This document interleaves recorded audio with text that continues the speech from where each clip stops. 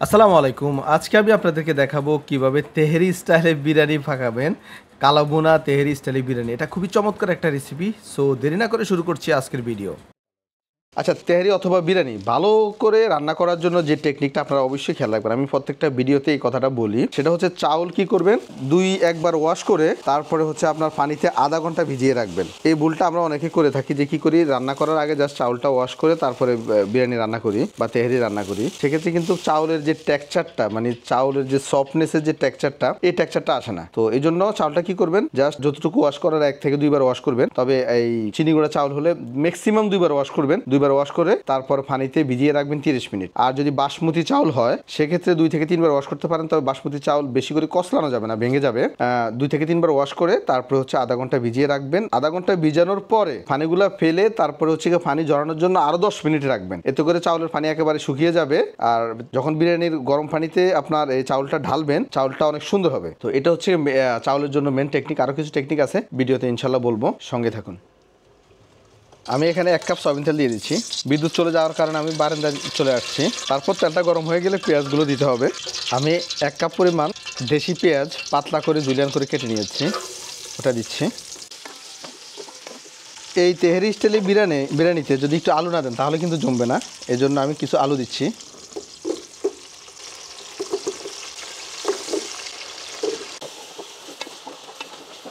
এখানে আমি মশলার ভিতরে বেশি কিছু ইউজ করব না, জাস্ট 2-3টা তেজপাতা আর কয়েক পিস জয়ত্রী আর কয়েক পিস লং।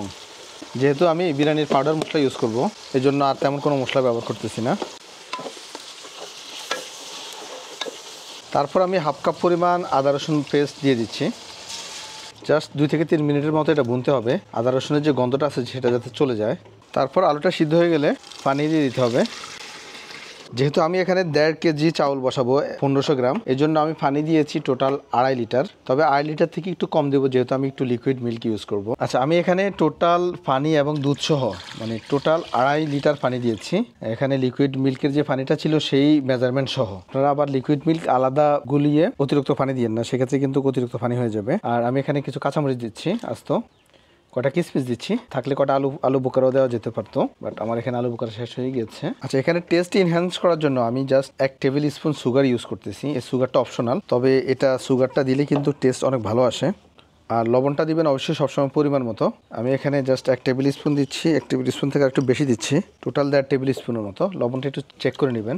আর এই পানিতে কিন্তু লবণের পরিমাণ জাস্ট পানিতে নর্মাল লবণের থেকে একটু বেশি রাখবেন, কারণ চাউল দেওয়ার পর ওই লবণটা আপনার চাউলে টেনে নিবে।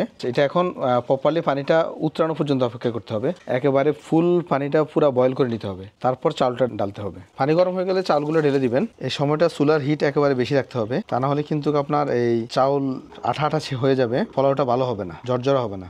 চাউল এবং পানির লেভেল সমান হওয়া পর্যন্ত চাউলটা নাড়ানোর উপর রাখতে হবে। এই সময়টা আসলে আমি অল্প একটু ঘি দিয়ে দিচ্ছি উপরে, কটা ভাজা পেঁয়াজ,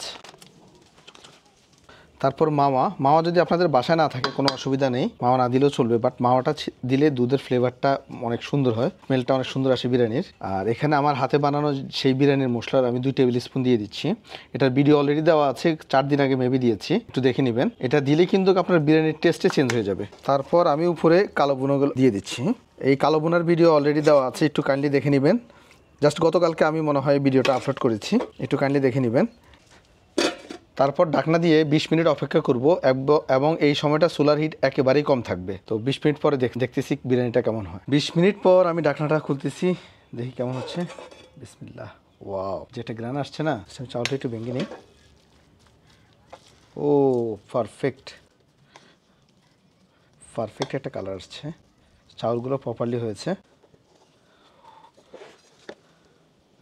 কালাভুনার এই তেহেরি স্টাইলে বিরিয়ানি যদি একবার খান, বিশ্বাস করেন এভাবে সবসময় পাকাবেন, কারণ এটা টেস্ট আর টেক্সচার এত মজা হয় না, তেহেরিকেও হার মানায়, বিরিয়ানিকেও হার মানায়। আমি একটু ট্রাই করে দেখি। বিসমিল্লাহ, মাশাল্লাহ, এত চমৎকার হয়েছে না, wow, excellent. Thank you guys, আজকের ভিডিও পর্যন্তই, কারণ বিরিয়ানি ঠান্ডা হয়ে যাচ্ছে, খেয়ে নিতে হবে। পরবর্তী ভিডিওতে ইনশাআল্লাহ দেখা হবে আরও নতুন নতুন ভিডিও নিয়ে, ইন্টারেস্টিং ভিডিও নিয়ে। আমার সাথে থাকুন, আমার জন্য দোয়া করুন যাতে আমি সুস্থ থাকি।